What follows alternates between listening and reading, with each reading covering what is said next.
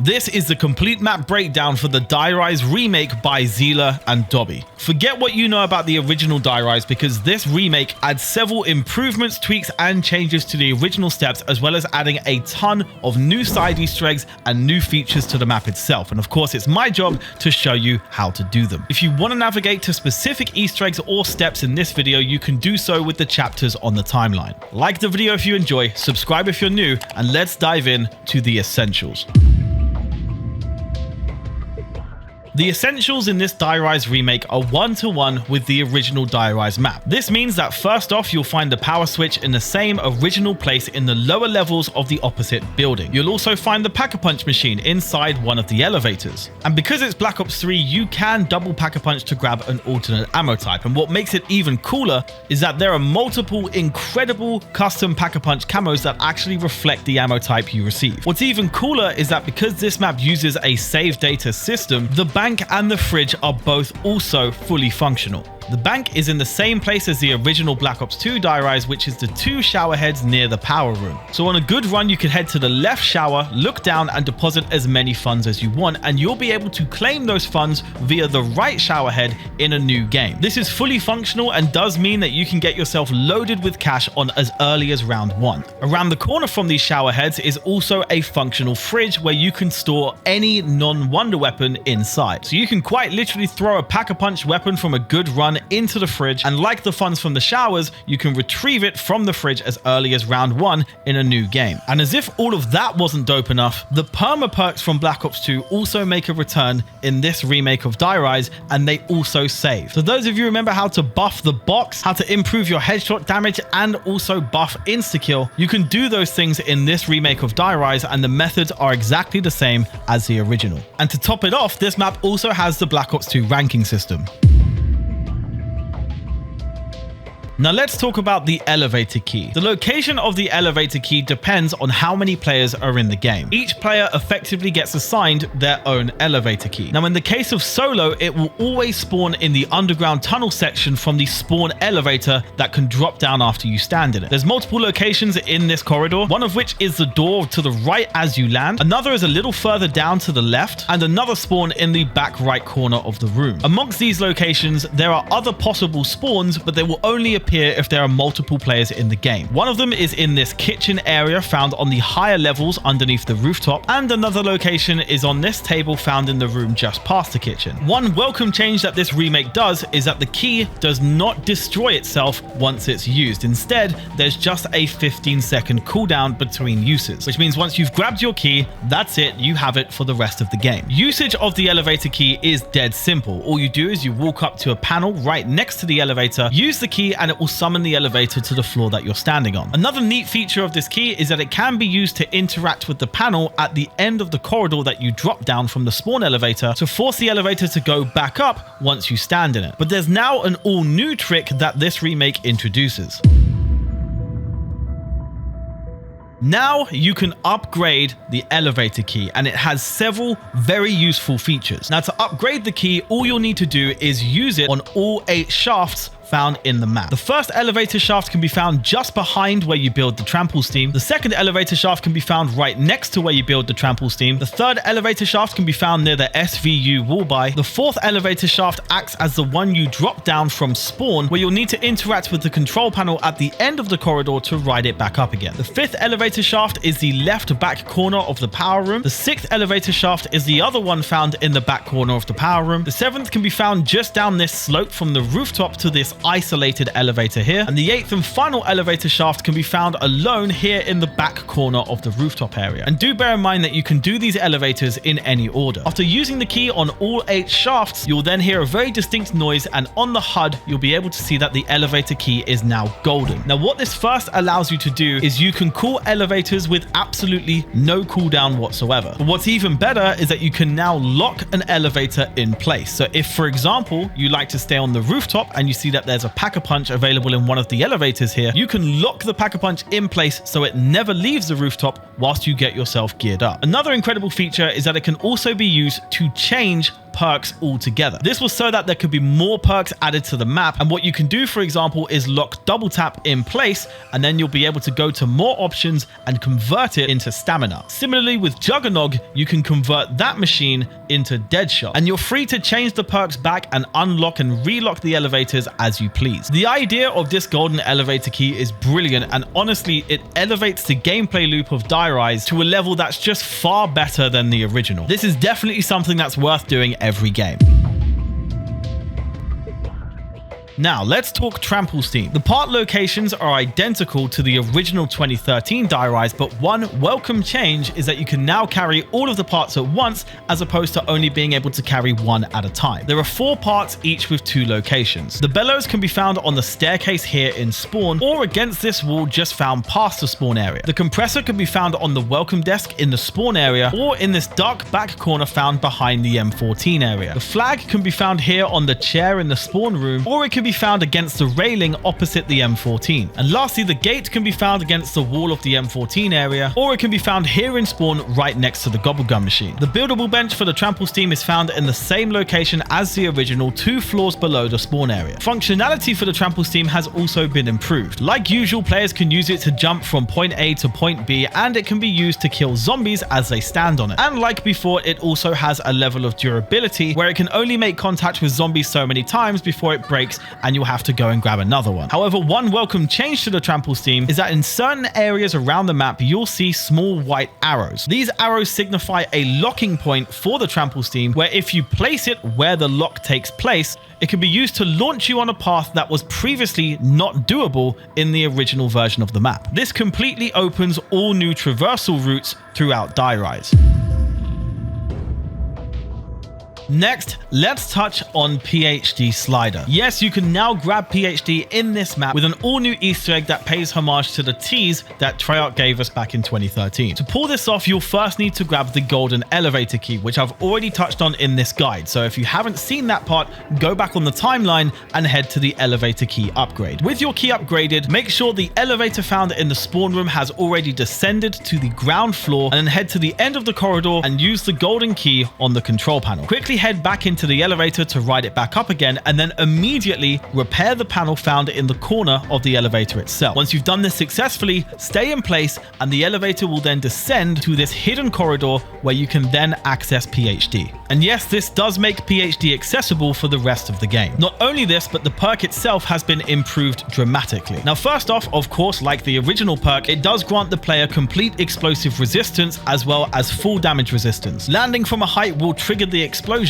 as well as a full slide triggering the explosion also. I want to also mention that the power of the explosion once you do a full slide with this perk is genuinely crazy. You can wipe out entire trains in the early side of the rounds within this map. But one feature makes this perk even better for this remake. If you're like me and you're a complete moron who tries strafe jumps or very ambitious leaps with the Trample Steam and it kind of just all goes wrong, PhD Slider in this map will save you. It will drop you back in the spawn room, preventing you from plummeting to your death. And whilst it gives you a red screen, you don't even go down, so your perks will also be safe. This feature makes PhD Slider a must for this game, and I absolutely love the fact that the devs added new features to make it even more useful in the context of this remake. Moving on to an all-new side Easter egg, we're going to be talking about the Bowie Knife Upgrade. Now, each attempt at this upgrade is going to cost a lot of points, so you're going to want to make sure you get this right. The first thing you'll need to do is buy Galvanuckles. Once you have them, head over to the power room. Now, what you want to do is look at the elevator shaft in the left back corner of the room and see if you can hop on it. If so, go ahead and melee the power switch with the Galvanuckles and jump on the elevator as quickly as possible. If you miss the elevator like I did here, you'll want to head back to the power switch and periodically melee it again. Effectively, this electrical charge on the power switch caused by your Galvanuckles represents a 90-second timer, and you'll only have these 90 seconds to complete the upgrade step. meleeing the power switch again resets the timer. So you want to keep it running until the elevator is back in the right position. Quickly throw another melee on the power switch to reset the 90-second timer, hop on the elevator and ride it up and buy the Bowie Knife. With the Bowie Knife in hand now, you want to quickly make your way back down to the power room. You can see on the screen the route that I personally take. You can kind of take any route you want. You can gamble with the elevators, however you want to do it, but you need to make sure that you get back to the power switch before that 90-second timer runs out. And to remind you, that 90 seconds is started from the last hit of the Galva Knuckles, not when you buy the Bowie Knife. So you want to make good use of time, get back to the power switch, and then melee it with the Bowie Knife. Provided that the power switch was still lit up, you'll then see that the Bowie Knife is now imbued with electrical power. If for whatever reason you don't make it back in time and the electrical charge has disappeared from the power switch, the only way to restart the step is to grab the Galva Knuckles again to retry it. So you can kind of see why I said that this side Easter egg is very expensive if you get it wrong. But the reward is worth it. This electrical Bowie Knife is a one hit until round 35, and it basically acts as a one-to-one representation of the golden spork from Mob of the Dead. It's a very effective weapon and of course very good for points as well. Now if you're playing co-op, there's a few things to mention here. Firstly, this is an individual Easter egg, meaning if one person does it, it doesn't mean that everyone can go ahead and claim an electric Bowie Knife. Everyone has to do this Easter egg for themselves in order to obtain the reward. But if a player completes this Easter egg, they'll notice that the power switch will remain lit the entire time. That means that if they bleed out, all they have to do is buy the Bowie Knife again, head back to the power switch and just melee it once to reclaim its power. So thankfully, if you do bleed out, you don't need to do the 90-second run all over again.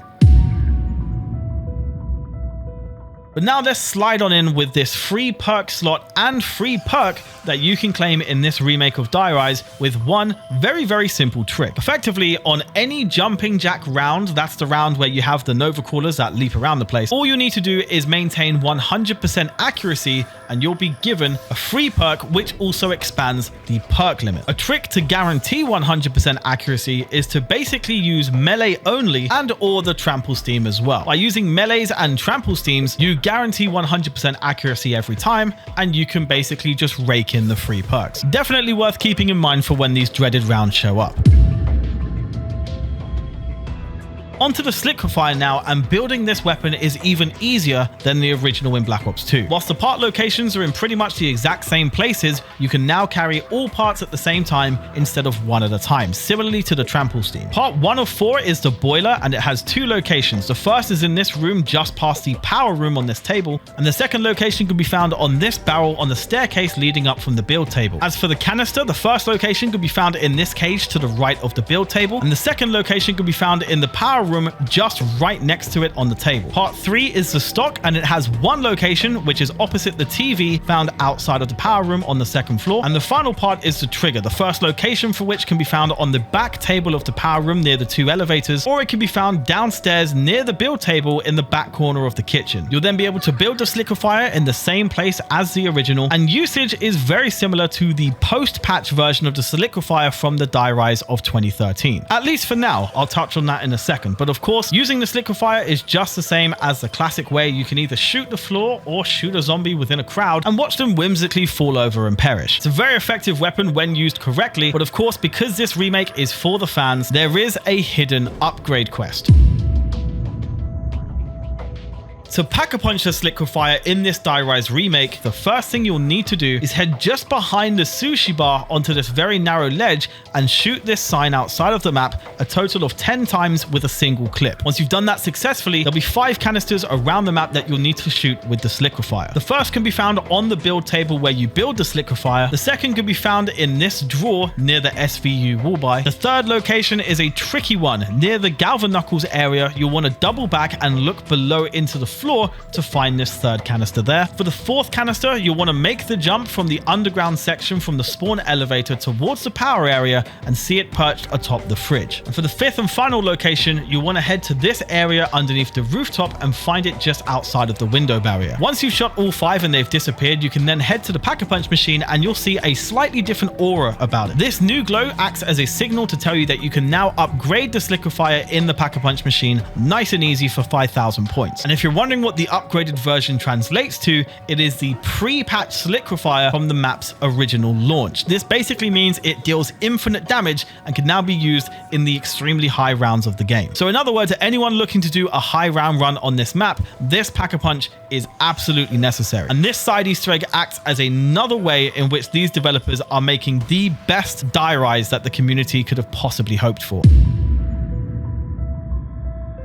Onto the first of two music Easter eggs now. Of course, the original one, We All Fall Down, is available in the map the same way as the original. There are 3 teddy bears around the map that you'll need to activate in order to play this song. But one new feature that this map adds is that in the remake, once the song finishes, you can progress to the next round and reactivate the Easter egg as many times as you like. The first teddy bear to interact with for this Easter egg can be found on the upper level of the upside down Buddha room. A second teddy bear can be found to the left within the power area on this table. And the third and final teddy bear can be found right next to the SVU wall buy. Now this remake does feature an all new second music Easter egg of a copywritten track, unlike the first, from Rob Zombie, and this is the same song that was featured in this map's trailer. To activate this music Easter egg, you'll need to interact with 4 TVs found around the map. The first TV can be found in this room from the drop down section of the rooftop area. The second TV can be found near the Remington wall buy. The third TV can be found near the power area where you find the stock for the Sliquifier. And the fourth and final TV can be found amongst the debris in the upside down building not too far from the original mystery box location. After activating all 4, the song will play. Now here we are, the main Easter egg, and thankfully in this remake, Die Rise can be completed not just in co-op, but solo as well. Just like the original, this Easter egg can take you on 2 different paths depending on who you listen to, that being Maxis or Richtofen. But stage 1 of the Easter egg is the same for both sides, so let's get started with that. Now the first thing you'll want to do is turn on the power and build the nav card table. The top of the nav card table can be found on the floor just underneath the slope where the dragon sits near the tower. The radio location can be found in the back corner behind the slope leading down on the rooftop area. The fuse box can be found in the back corner of the drop down section on the rooftop, and the rock can be found also on the rooftop area just past where you buy the claymore mines. You'll then be able to assemble the nav card table underneath the dragon slope next to the tower, and you'll be ready to proceed to the next step. On the top of 4 elevators around the map, there are some symbols. Now in solo, all you'll have to do is stand on one of the symbols just by trial and error until one of them lights up. The first elevator can be found right next to the M14 wall buy near the spawn area. The second symbol can be found on the elevator that obstructs the Bowie Knife wall buy on the rooftop. The third elevator symbol can be found in the PDW wall buy room on the opposite side. And the fourth and final elevator with a symbol on top is the elevator found near the Remington wall buy on the ground floor. Now in solo, like I said, all you'll need to do is stand on one of these symbols that will just happen to be the correct one,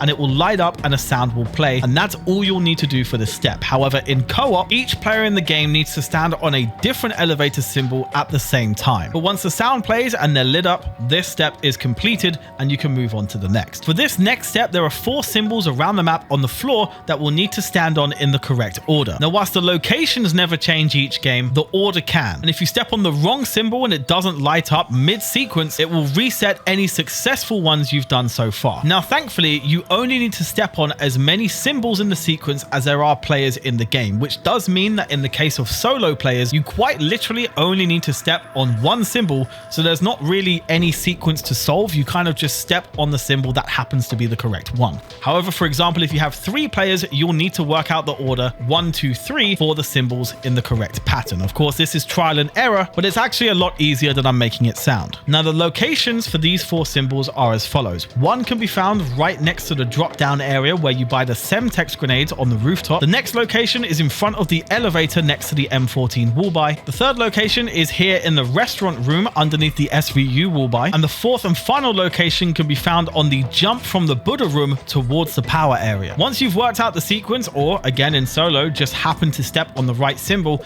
it will light up in a similar fashion to the one that happened on the elevator shaft. From here, you'll need to grab a sniper rifle. It can be one from the box, or you can simply just buy the SVU from the wall if you want to make your life easier. Head over to the rooftop section and you'll see 2 dragons. dragons. All you need to do is use the sniper rifle to shoot the balls from the mouths of these 2 dragons. And before you ask, no, you can't shoot them with an SMG or any other weapon. It has to be a sniper rifle. Once you've shot both successfully, you'll then be at a crossroad where you can choose which side of the Easter egg you want to do, whether that be the Richtofen side or the Maxis side. For the Maxis side, the first thing you'll want to do is head to the lower level of this upside down Buddha room and get 15 kills on this lower floor. Nice and close quarters. Don't try and venture to the outskirts. Try and keep it nice and close quarters in the center of the room, because any kills outside of this small area and the progress will reset. But once you're done, you'll hear a small radio chime and a quote from Maxis to signal that you've done this step successfully. The next step is quite expensive. You'll need to acquire the ballistic knife from the mystery box and pack-a-punch it. With the upgraded ballistic knife, head back to the lower floor of the Buddha room and shoot the ballistic knife towards the floor on this level. Another Maxis quote will play, and then from this point, you need to make sure that you've grabbed yourself a Trample Steam. There are 4 golden lion symbols around the map. Don't worry, the locations do not change in each game. They're always in the same place, and you'll need to effectively place the Trample Steam in the direction of the crest embedded in the floor and repeat this step for every location. Location 1 is found right here in the spawn area, right next to the gobblegum machine. Location 2 is found on the base of the elevator leading up to the M14 wall by. Location 3 is found in the drop down section of the rooftop area, and location 4 is found right at the back of the rooftop area next to the 2 elevators. You'll notice that the crests embedded in the floor are all facing the tower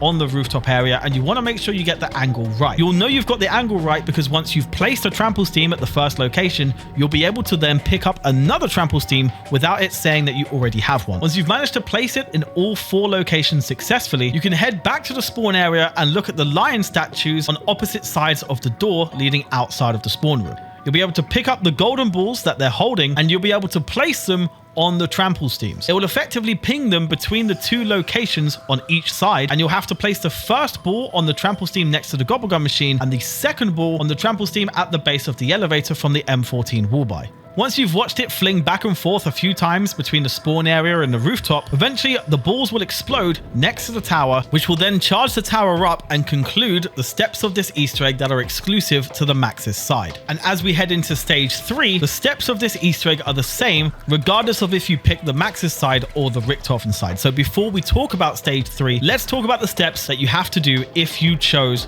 the Richtofen side. The Richtofen side is a lot shorter than the Maxis side. All you'll need to do is shoot the golden balls underneath the lion statues found in the spawn area with 10 Sliquifier shots each until they start spinning. For the next step, all players in the game need to place a Trample Steam on one of the 4 golden zombie crests found around the rooftop. The Trample Steam also needs to be facing the same direction as the crest towards the tower. The first location can be found just at the bottom of the slope leading up towards the tower. The second location can be found right next to the first location on the opposite side of the slope leading down. The third zombie crest location can be found on the rooftop near where you buy the Semtex grenades. And the 4th location for the zombie crest can be found actually not on the rooftop, but next to the quick revive elevator near the M14 wall by. Unlike the Maxis side, we don't need to place multiple Trample Steams here. It's only 1 crest per player in the game. So if you're playing solo, there's only 1 crest that you need to worry about. Once you've placed the Trample Steams down, it'll need to be triggered 16 times, either by the player or by flinging zombies. Once the 16th trigger occurs,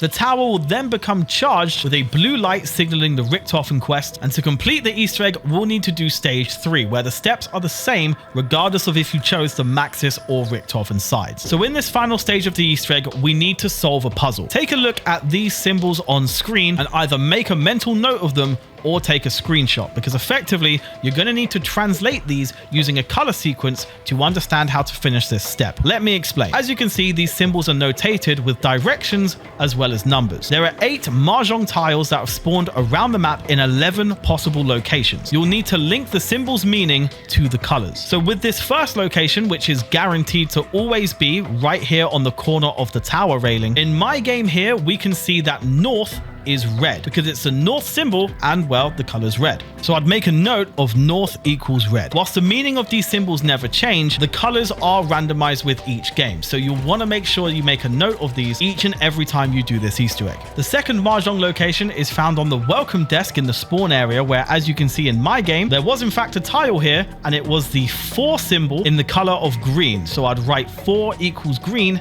in my notes. The third possible location of a mahjong tile is found right at the base of the elevator leading up to the M14 wallby. A fourth potential Mahjong tile location can be found on the broken staircase on the far opposite side of the room where the SVU wallby is, where as you can see in my game, I got the symbol of east in the color green. So I'd write east equals green. A fifth potential Mahjong tile location can be found on this broken couch in the upside down building near where the initial mystery box location is. A sixth Mahjong tile location could be found right here on floor 25 in the broken elevator shaft that you can descend on foot, where as you can see in my game, I got the south symbol in blue. Location 7 for a Mahjong tile can be found to the right of the teddy bear on the upper floor of the upside down Buddha room, where in my game, I got the symbol of 2 in red. Location 8 can be found in the ground floor area of the building where the power is, but on the very lower level akin to the Sliquifier build table around the corner from the Gobblegum machine. In my game, I got the symbol of 1 in black. A ninth Mahjong tile location can be found in the power room on a table facing towards the buildable area for the Sliquifier. In my game, I got the west symbol in black. Mahjong tile location 10 can be found in the drop down room on the rooftop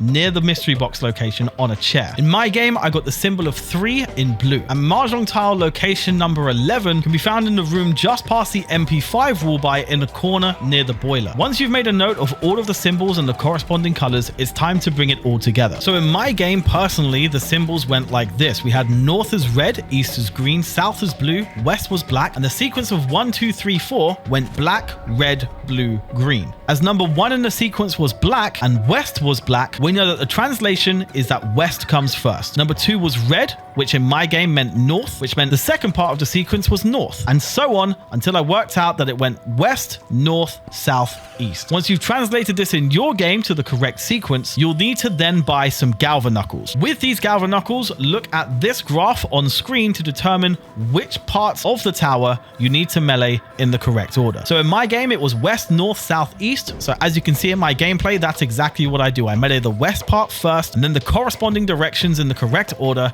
and that completes this step. Like I said, this step with the Mahjong tiles is the same on both the Maxis and Richtofen sides, and in both cases, what ends up happening is you're given perma perks. It also unlocks several extra features in future games, which we'll touch on in a second. But ultimately, with these perma perks, all but quick revive will stay with you for the rest of the game, which is of course very beneficial when you're in the middle of using Who's Who. I love that these perks were made to be permanent. It definitely makes doing the Easter egg far more worthwhile in my opinion, and it's just another reason why I love this map so much. But this doesn't act as the only Easter egg reward. Completing either side of the Easter egg in this remake of Die Rise does boast long-term effects for the future. In future games, you'll find the nav card table is pre-built for any future runs that you do, and with this save feature, it also means that in future games, you can now access the Gobblegum machine, which I think is such a dope reward for completing the Easter egg in this remake, and I love, again, that this kind of thing was thought up by the developers. Now, the only negative thing that doing the Easter egg does is that just like the original Black Ops 2 version, you'll load into the game with the tower pre-lit. The tower will be lit a certain color, and if it's orange, it represents Maxis, and if it's blue, it represents Richtofen. The color that's shown represents the side of the Easter egg that you cannot do. For example, if the tower's lit up blue, then you're forced to do the Maxis side of the Easter egg and vice versa. A controversial feature, but true to the original map. But with all of this, we have concluded the complete map breakdown for the Die Rise remake by Zila and Dobby. And what a remake it is. Truly one of the best remasters, remakes of any map we've seen for Black Ops 3 Zombies. It's truly an incredible piece of art, and you guys have to play it to experience some of the finer details and incredible sound design, as well as a whole plethora of other improvements made to this map. If you want to support and show love to the developers, you can go ahead and follow them on Twitter with the links in the description, as well as support them via their Patreon, because they are working hard on future projects. And I hope you join me for some future videos on this map, where maybe some new Easter eggs will become available. Leave a like if you enjoyed the video, subscribe if you're new, and I'll catch you in the next one. Cheers.